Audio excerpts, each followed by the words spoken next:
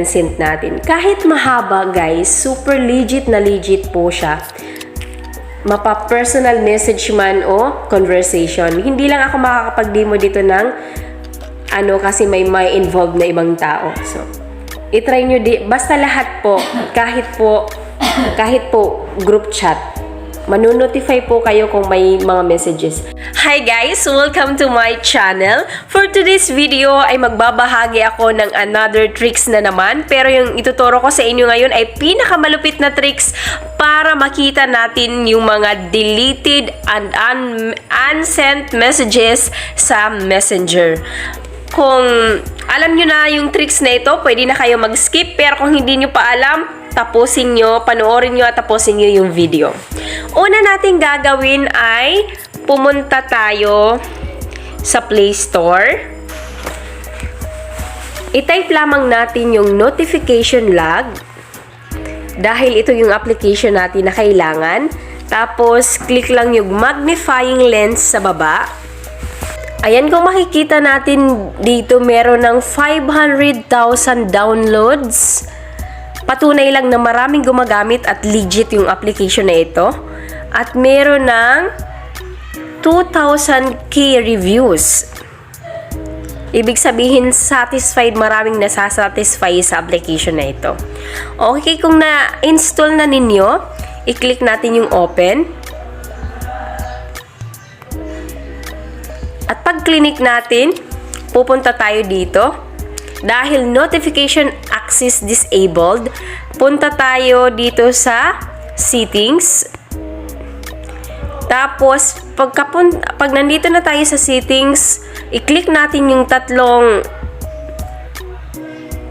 dot dito sa taas. Tapos, notification access. Hanapin lang natin yung notification log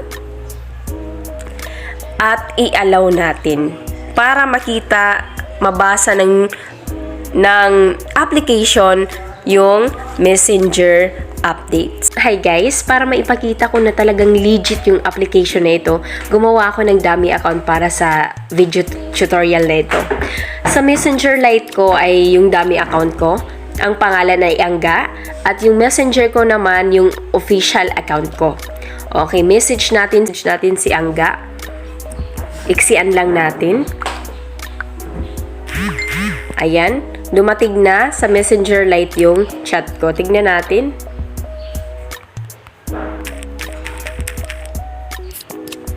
Ayan, dumating na yung message. Kaya unsend natin dito dahil hindi pa nasisin ni Angga yung ating message. I-remove natin yung message. At pagkabasa ni Angga, Marilo unsent a message. Hindi niya na mabasa yung message ko dahil hindi niya kanina na-open. Naunahan ko siya. In-unsend ko yung message ko. Tignan natin sa notification log kung talagang nababasa niya yung unsent messages. Makikita pa rin natin yung message kahit na-unsent na. Okay, punta tayo dito.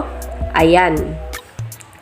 Nandito na, nabasa pa rin ni notification log yung in-unsend ko na sinend kay Angga. Okay. Try natin sa mahabang message. Kahit ano lang i-type ko kasi demonstration lang naman to. I-copy paste na lang natin para humaba. Tignan natin kung kahit napakahabang message kung mababasa pa rin ng application yung unsent message. Yan, sinend na natin. Ayan, dumating na kay Angga yung sinend kong message. Ulitin natin dahil na-open ko. Okay, copy paste lang natin. Ulitin natin dahil na-open ko. Ayan, dumating na yung message. Hindi pa na-open ni Angga yung message. So, uunahan natin siya. I-delete natin. Ayan, deleted na yung message na sinend natin kay Angga. Tignan natin kung na-unsent na dito. Okay, pagdating nito natin kay Angga, Marilo unsent a message. Hindi niya na mababasa yung sinend kong message. Tignan natin kung nabasa pa rin ni notification log kahit mahabang message. I-open natin yung notification log. Ayan, refresh natin. I-open natin ulit. Okay, ayan, nandito na yung message ni Marilo Soryo Bukbok kay Angga na inansent natin. Kahit mahaba guys, super legit na legit po siya. Mapa-personal message man o conversation. Hindi lang ako makakapag-demo dito ng kasi may involved na ibang tao. So, i-try nyo basta lahat po, kahit po group chat.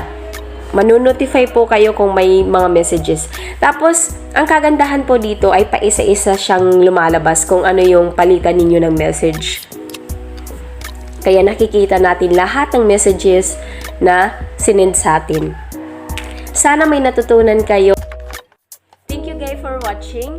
At please do subscribe and follow my Facebook account and YouTube channel. Thank you!